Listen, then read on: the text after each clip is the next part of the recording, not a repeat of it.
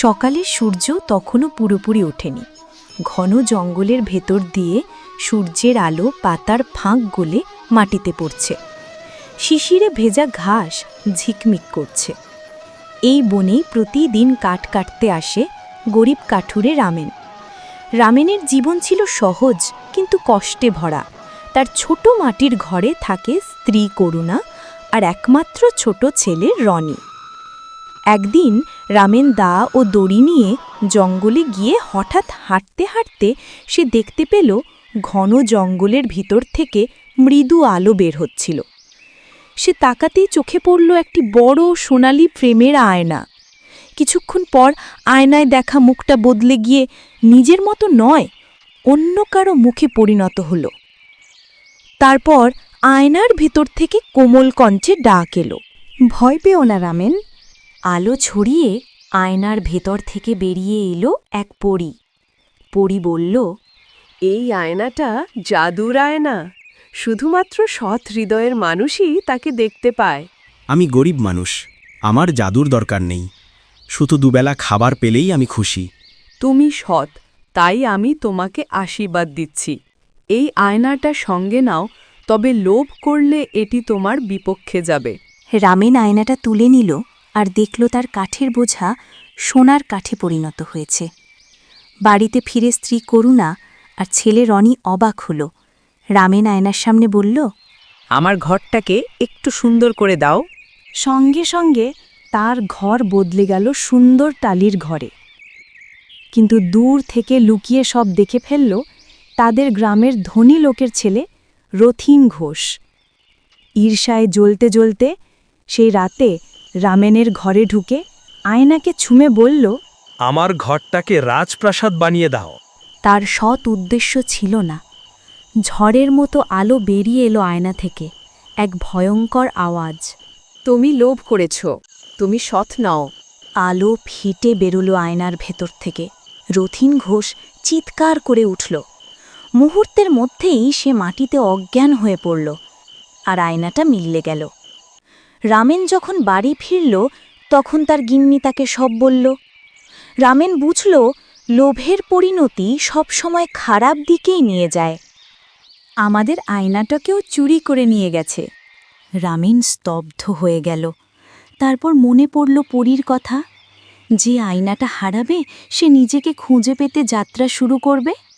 Ramen বুঝল এবার তাকে যেতে হবে বনের আরও গভীরে, পরীর রাজ্যে, যেখানে সত্যিকারের জাদু ও পরীক্ষা শুরু হবে।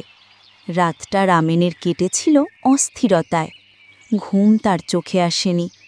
পরদিন ভোরে আকাশটা মেঘলা, চারপাশে নিস্তব্ধতা। তার গিন্নি মৃদুস্বরে বলল, তুমি কি সত্যিই আবার জঙ্গলে যাবে? এখন তো ওটা বিপজ্জনক। হ্যাঁ, আমাকে যেতেই হবে। আয়নাটা আমার কাছে শুধু জাদু নয়, ওটা আমাদের জীবনের প্রতীক। আমি জানি পরিমা চাই আমি কিছু শিখি, তাই এটা হারিয়ে গেছে। সে একটা ছোট ব্যাগে কিছু শুকনো রুটি, পানি আর একটা লণ্ঠন নিল। রনি এগিয়ে এসে বলল, বাবা, আমি তোমার জন্য ফুল এনেছি, তুমি এটা সঙ্গে রেখো, এটা তোমার রক্ষা কবচ। বনের ভেতর ঢুকতেই রামেন দেখল গাছপালা যেন বদলে গেছে। যে পথ সে প্রতিদিন হাঁটত, আজ সেখানে কুয়াশা নেমে এসেছে। বাতাসে অদ্ভুত এক গন্ধ, কখনো মিষ্টি, কখনো ভয়ানক। হঠাৎ সে শুনল কারো কান্নার শব্দ। একটু সামনে তাকাতেই সে দেখতে পেল একটা ছোট্ট পাখি গাছের ডালে বসে কাঁদছে। রামেন কাছে যেতেই পাখিটা মানুষের কণ্ঠে বলল, আমাকে সাহায্য করো, আমি পরিরাজ্যের দূত। এক দুষ্টু জাদুকর আমাকে অভিশাপ দিয়েছে। রামেন অবাক হয়ে বলল, আমি রামেন, আমার আয়নাটা হারিয়ে গেছে, তুমি জানো কোথায় সেটা? হ্যাঁ, আমি জানি। সেই আয়নাটা এখন জাদুকর দারুকের হাতে। সে চায় আয়নার শক্তি দিয়ে পুরো পরিরাজ্য দখল করতে। তাহলে আমাকে সেখানে নিয়ে চলো। পাখিটা চোখ বন্ধ করল আর তার চারপাশে আলো ছড়িয়ে গেল। মুহূর্তের মধ্যে রামেন দেখল সে এক বিশাল দরজার সামনে দাঁড়িয়ে আছে।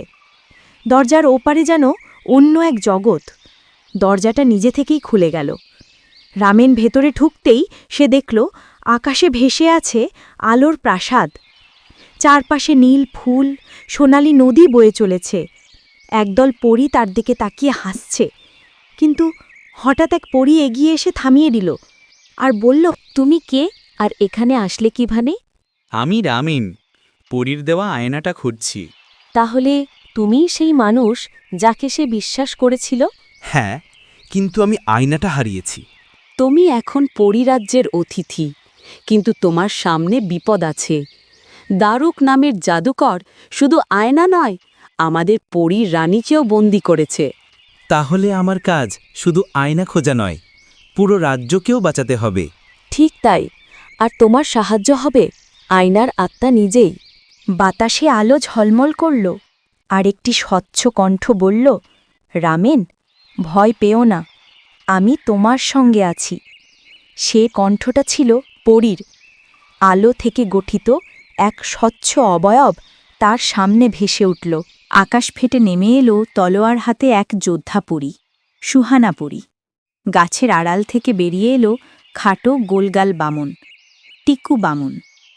তিনজন রওনা দিল ভরুকের অন্ধকার দুর্গে। পথে ছায়াজন্তু উঠে এলো। ইশারা তলোয়ার চালাচ্ছে, রামেন লাঠি হাতে লড়ছে, কিন্তু ছায়াজন্তু বাড়তেই থাকে। পরীর কণ্ঠ বলে উঠল, রামেন, মনে আছে রনির দেওয়া ফুলটা?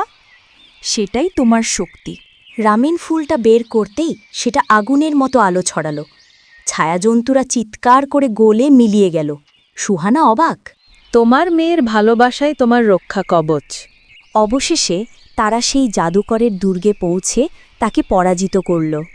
পরীর রানী মুক্ত হল, আর আয়নাটা ফিরে এলো রামেনের হাতে।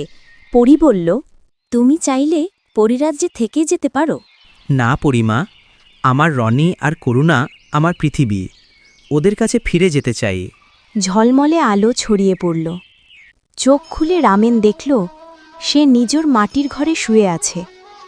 সবকিছু যেন স্বপ্ন, অথচ সত্য, কারণ তার পাশে রাখা ছিল সেই রনির দেওয়া ফুল, যা এখনও মৃদু আলো ছড়াচ্ছে।